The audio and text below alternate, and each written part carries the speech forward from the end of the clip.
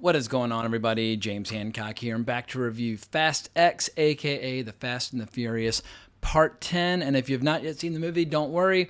I'll be avoiding spoilers until the very end of my video, and I'll give you a big fat warning before I go into any post-credit stingers or sequel discussion or whatever the case might be. But let's get some of the obvious out of the way first. For me, the biggest question with these movies is not whether or not they're good, because I think even the most diehard fans can acknowledge they're absurd. That's part of the appeal. But I think the most important question always is, how does the latest entry compare to the other movies in the franchise? And I must admit, I'm a casual fan. I've seen all the movies once. I've seen Fast 5 twice. And I think Fast 5 is by far the best of the series, where it kind of combines a lot of the flavor of the early movies, but shows that kind of pivot into becoming like one of the world's largest action franchises. So from what is admittedly a casual point of view, I have to say I think Fast X is much better than F9 The Fast Saga. I think F9 The Fast Saga was one of the worst in the series. But it's tough to say if it's better than The Fate of the Furious, because I saw that back in 2017. I mean, it's been friggin' 6 years, and it's not like there are a lot of individual scenes in these movies. You're like, oh, like that was a really fantastic scene with a lot of great writing and acting. They all can blur together after a while. But the reason I say Fast 5 is the best is because it has the greatest number of scenes that stick out in my memory. And when looking at this franchise overall, they've got 11 movies so far because of Hobbs and Shaw, the spin-off film, and they've got 2 more on their way. But it's incredible to me just how much this franchise has transformed and reinvented itself every step of the way since 2001 or 2002? I can't remember when the first one came out. But that first movie was about street racers and undercover cops. I mean, it was a pretty grounded movie in a lot of ways. And then they slowly transitioned into international heist movies. And I feel like that's where it really found its sweet spot, when they were crooks, but they were kind of crooks with a heart of gold who would do these big jobs, but reinvest in their communities and that sort of thing. And then I think where they jumped the rails was when they tried to pivot into being more like a James Bond hybrid with Marvel, where they're basically just superheroes with atomic submarines and flying through space. I mean, going into space in Fast 9, that was some of the dumbest shit that I've ever seen. And I feel like around movies 8 and 9, you could just feel that creative fatigue settling in, where the evolution had stopped. They had reached a point of creative stagnation. And I think what helps make Fast X feel like a return to form is that they did try on several occasions to kind of drag the franchise back to its roots, because as we saw in the trailer, there are a bunch of scenes from Fast 5, specifically that heist where you have 2 cars going side by side, dragging that big ass vault behind it. And first and foremost, it was just great to see Paul Walker back in this franchise. He was there through the first, I think he was there for 1, 2, 4, 5, and 6. But he and Vin Diesel, they were the heart and the soul of the franchise for a long time, apart from Tokyo Drift, where you had Dominic showing up very briefly at the very end. But having this lengthy Fast 5 flashback in this movie served 2 purposes, because A, it reminded us once upon a time they were big-time thieves doing big-time jobs. They were not fucking James Bond. But also it gave us a chance to introduce a lot of the new villains from this movie who have a loose affiliation or connection to that big dramatic action scene from Fast 5. But more on that in a bit. But another way Fast X kind of drags this franchise back to its roots, or back to its origin stories, is through the character of Alan Ritchson, who's hunting a lot of these characters throughout the movie. And he's constantly reminding everybody of all their kind of, dirty deeds or evil deeds once upon a time before they became international super agents. And I feel like in this franchise, anytime you see these characters on the run from kind of the establishment or the law or government agencies, it just gives the franchise a little bit of an edge that is totally missing and lacking when they just go all in on being kind of peacekeepers traveling around the world. But for the rest of this video, I'm just going to break down my comments into the good and the bad, and at the very end, the spoilers. So let's start with director Louis Leterrier, if I'm saying his last name correctly. He's a French filmmaker, and I'm always a little dodgy with French pronunciation, but he was a very good fit for the franchise. After Transporter 1 and 2, it was an absolute no-brainer bringing him in, especially after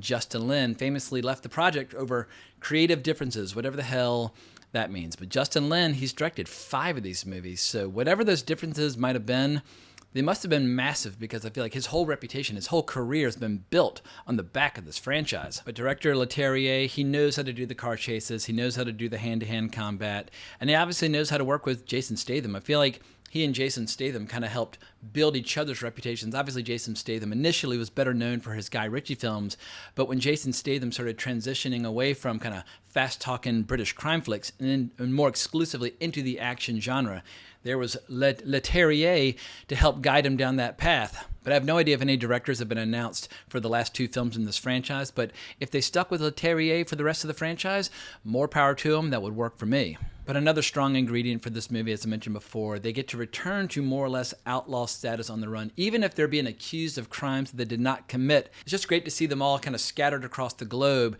in hiding, trying to find resources, trying to find weapons, still trying to stop the bad guys and that sort of thing. But they should always be working in the underground, and they should never come across as the Avengers, which they more or less started to feel like in 7, 8, 9. But I know a lot's been said about how they're only going to make 2 more movies in this franchise. But in my opinion, they're never going to stop making movies called The Fast and the Furious. As long as Universal is a studio run by Comcast and they need money, and as long as these movies continue to perform, it wouldn't surprise me at all if 30 years from now, you're having variations and spins on the Fast and Furious franchise where like Vin Diesel will show up like with a walker, be like, oh, back in the day, it was all about family. And he'll kind of do his whole shtick the same way like professional wrestlers can still come out in their 70s and 80s. And everybody's like, oh, and screams and goes crazy.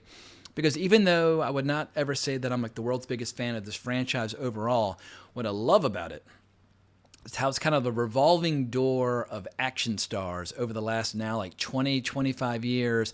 And it almost becomes kind of a history lesson of like, who are the biggest action stars of the 21st century? And a lot of big action movies and adventure movies and war movies in the 60s and 70s would do the same thing, where they'd have a cast of like 50 stars, even if a lot of the stars would only show up for one scene. And it was cool seeing this movie introduce new faces and new blood. I already mentioned Reacher himself, aka Alan Ritchson. He's not necessarily the world's greatest actor, but oh my God, he's got muscles stacked on muscles, and physically he is a perfect fit for this flick. But a great surprise for me was Daniela Melchior, who I just developed the world's biggest crush on when I saw her as Ratcatcher 2 in The Suicide Squad. She's incredible, and she's a marvelous actress, and she's Portuguese, meaning she can hang out in all the scenes in Brazil and speak Portuguese just fine. So seeing her step on the center stage, I mean, as great as it is to see some of the aging action stars like Kurt Russell popping up in some of these movies, you do need new blood. You need people in their 20s. Otherwise, it's just going to be like an old person's home before too long.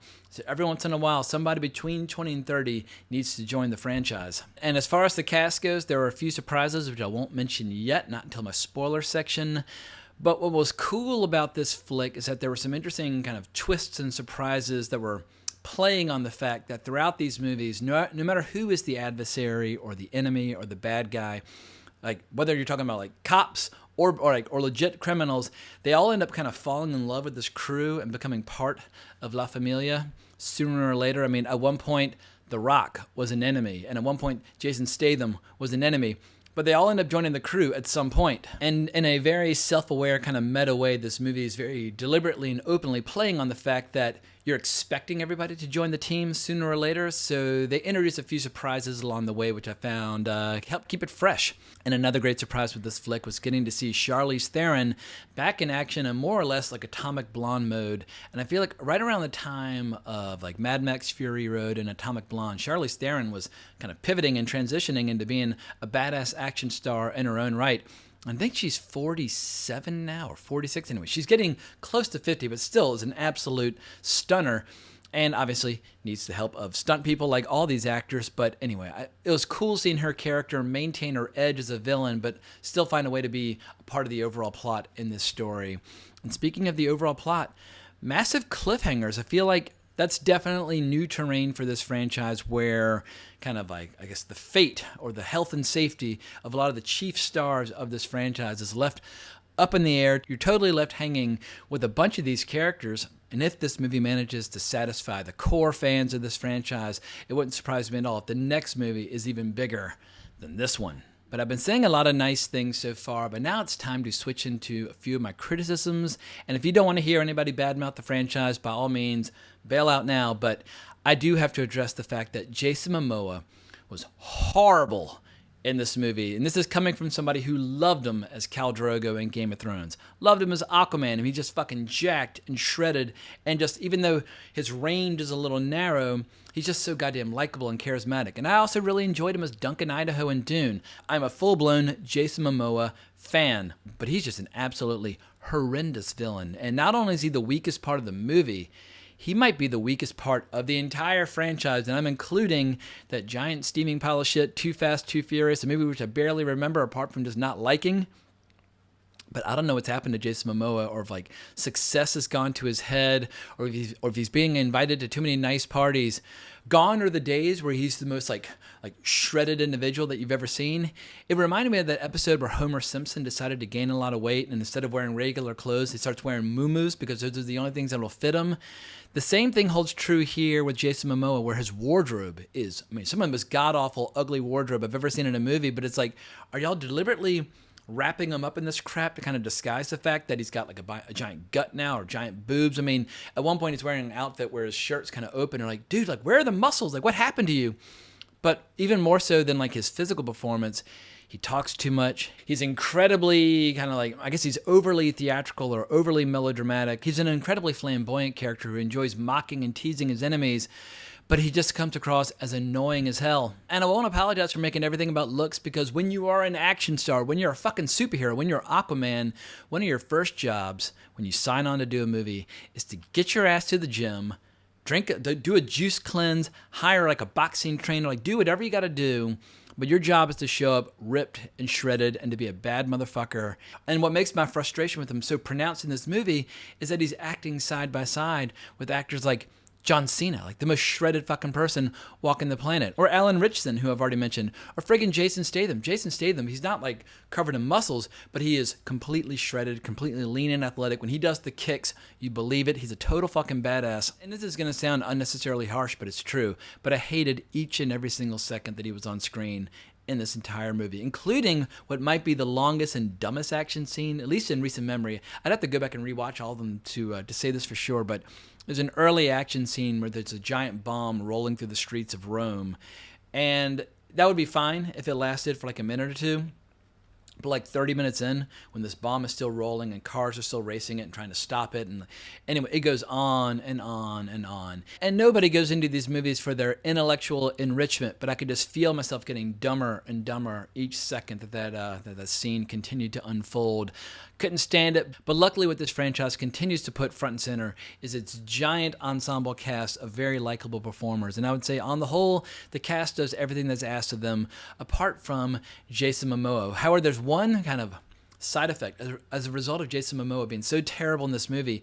Vin Diesel, who's a little bit wooden, even under the best circumstances, he comes across like Laurence Olivier compared to Jason Momoa in this. So suddenly Vin Diesel is not the worst actor in the cast. I guess the only drawback of having such a huge cast is that a lot of the actors don't have a lot to do. They get a few lines, a few scenes, and that's about it.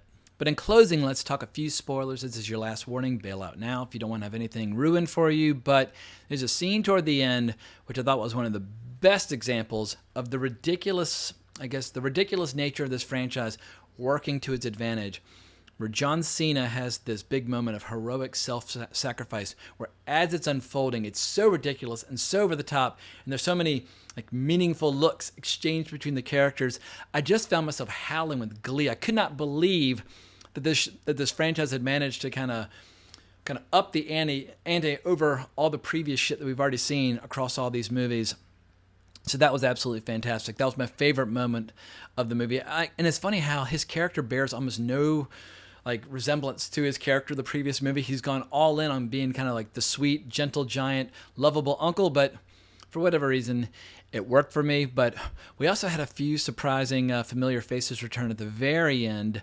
And after the return of Han, no one should be surprised, but we got Giselle, aka Gal Gadot, back in this franchise where she belongs. I guess some would say she belongs as Wonder Woman, but I first got exposed to her through these flicks, so it was great to see her back on the screen. Even though I was praying to God that the atomic submarine was gone for good, I'll accept the atomic submarine in exchange for the return of Gal Gadot. And then in the first post-credit stinger, maybe the only one, I didn't stick around for that long, but we see that The Rock is back in this franchise. I guess he buried the hatchet with Vin Diesel. They famously had a big falling out after, I think The Rock was in 4 of them, maybe, or 3 of them. Or anyway, I'm losing track. If you include Hobbs and Shaw, maybe 4, maybe 5. I don't know. But The Rock and Vin Diesel had some giant epic pissing contest at one point. So The Rock was like, fuck you, I'm going to go off and do my own spin-off Fast and the Furious movie with Jason Statham, which I thought was all right. I mean, it wasn't the best movie that either of those guys has ever made, but I saw it in the theater. I still showed up.